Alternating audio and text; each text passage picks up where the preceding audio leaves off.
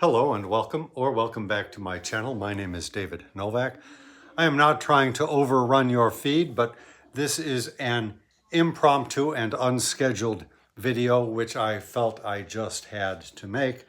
Today is August 29th of 2025, and YouTube informed me that it is the 5-year anniversary of the inception of this YouTube channel. So, it got me to reflecting.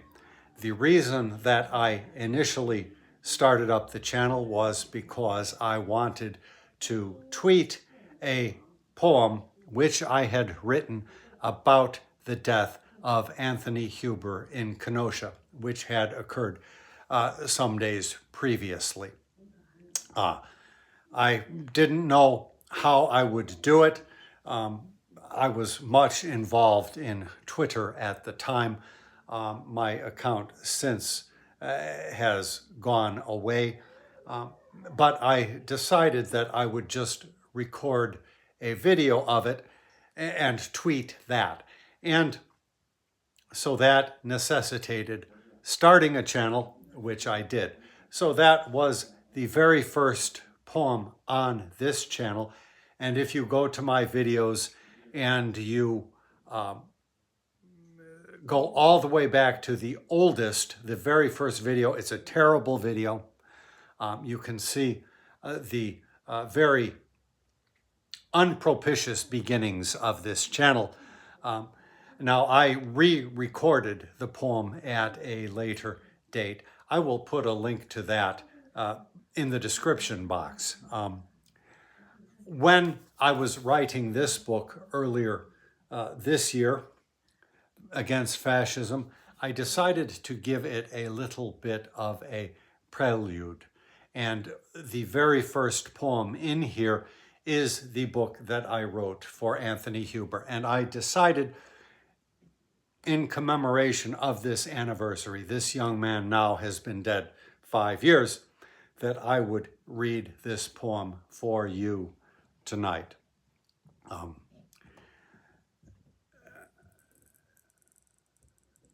It is hard to look back on these times, but since that terrible evening 5 years ago, persons on the right have not ceased in their efforts to denigrate Anthony Huber. The calumnies have not stopped. And so it is well to recognize that Anthony Huber died as a martyr in the cause of democracy, and it is only right that he should be remembered as such. And that is indeed one of the reasons that this poem came into being. Anthony Huber, rest in peace. All who remember you recount a man of peace. And we know that you strove upon the cause of justice. No amount of reminiscing and remembering in earnest lamentation may lessen or ameliorate the sting of such a passing in our fractured nation. Your death, high sacrifice in human love. You had the world before you, yet devoted to the cause of justice, time finite and precious. Ours remains the debt that we cannot repay, although we try a lifetime in endeavor. For we survive, and having seen you die, may yet partake of joys that you may never, because curtailed, your life shorn through a crime. Yes, we survive, if for a while. Yet even as we live, the truth be told, that death in such a cause does not defile, and death remains the common end of things. But honor, you a martyr, remains a rarity life seldom brings.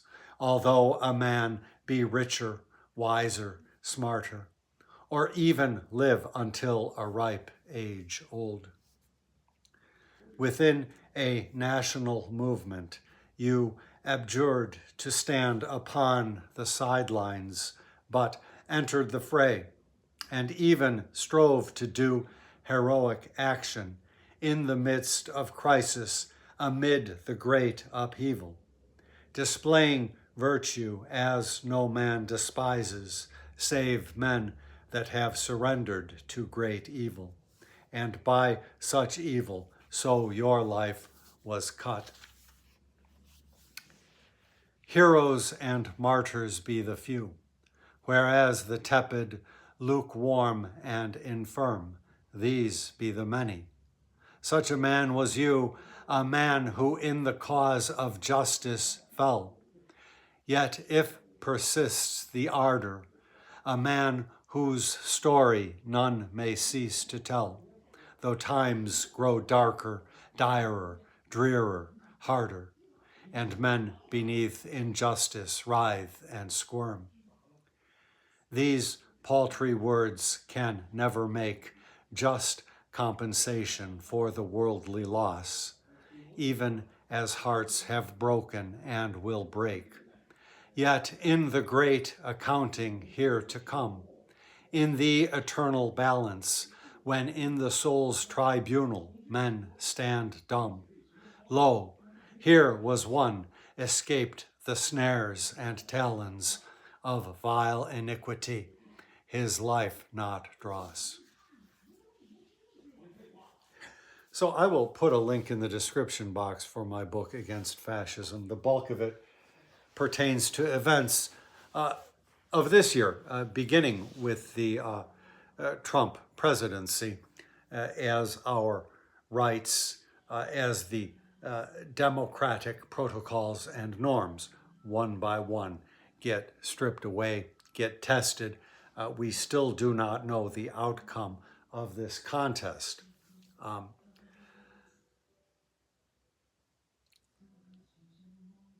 I thought that I would augment this reading with another poem. My channel after that poem written for Anthony Huber became a vehicle for me to just put the season of election campaigning out from my mind. That is to say, the contest between Biden and Trump, which Biden won.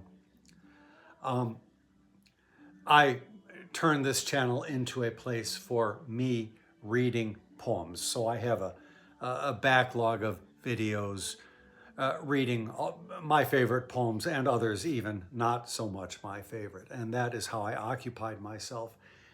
And come the January 6th insurrection of 2021,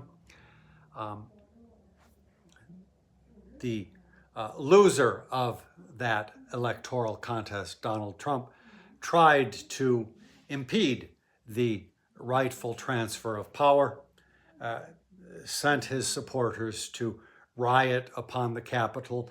They broke into the offices of Congress, smeared shit all over, and were intending to murder not only the vice president who was charged with carrying out this transfer, the legitimate counting of the votes, but also the members of Congress. The worst of this program was thwarted. Police officers defending the Capitol lost their lives. There were many injuries and so forth. One of the rioters, one of the MAGA horde, was a woman named Ashli Babbitt. And we have seen, as Donald Trump tries to do anything to build the legitimacy of his movement, does all kinds of heinous deeds, and one of them recently has been to award honors to Ashli Babbitt, who lost her life trying to break into the Capitol. At the time, I wrote a poem about it. I was in the process of writing a book called Sheetrock Tabernacle. So I wrote a poem about it, and I think shortly thereafter, my reading of poems fell dormant in this channel, and it was sometime later that the channel was resurrected as a booktube channel. So I thought that I would read my poem written about Ashli Babbitt. This is a book of ballades, and it is a poetic form popularized by G.K. Chesterton. I think Dorothy Parker did a number of them as well. Ballad of Ashli Babbitt. She was a traitor to her country, shot attempting to subvert the Capitol, yet emblematic of a greater rot, corrupting of a nation, heart, and soul, exponent of a cause none dare extol openly, which was present at the birth of government, a kind of protocol which presupposes white skin higher worth. It may be she deserved the death she got, herself striving to harm. No falderal the mission she was on, no waif-like tot. And yet, in life akin to gangster's maul, she too was victim of false vitriol, national failure. Bury her in the earth under a tear field, dead for motive droll, which presupposes white skin higher worth. The education of the land did not teach her to think, but rather, like a doll, spew forth invective senseless overwrought, yet proudly wore, like any girasol, ignorance on display, one taught to loll amongst a poppy field of endless birth in perfumed fantasy, perched on a knoll which presupposes white skin higher worth. Pale skin worth more than others? Alcohol could not yield such a high and giddy mirth. In death, such ideology takes its toll, which presupposes white skin higher worth.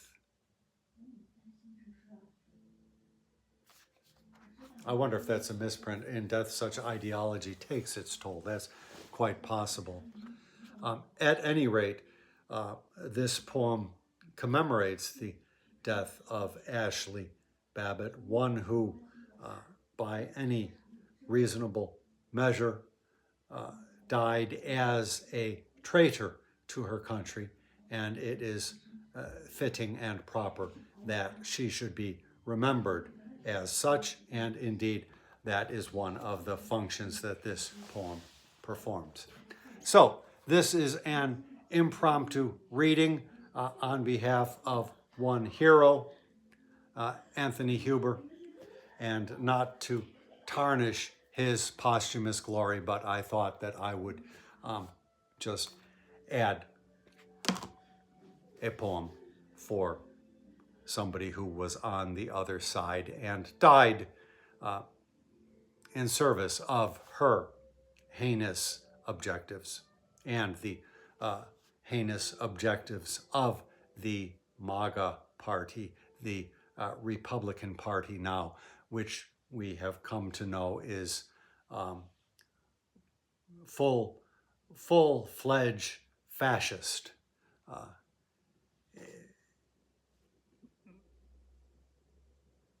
In its entirety. So I will leave off here. Thank you very much for stopping by my channel. I will put this book in the link in the description box as well if you wish to get a copy.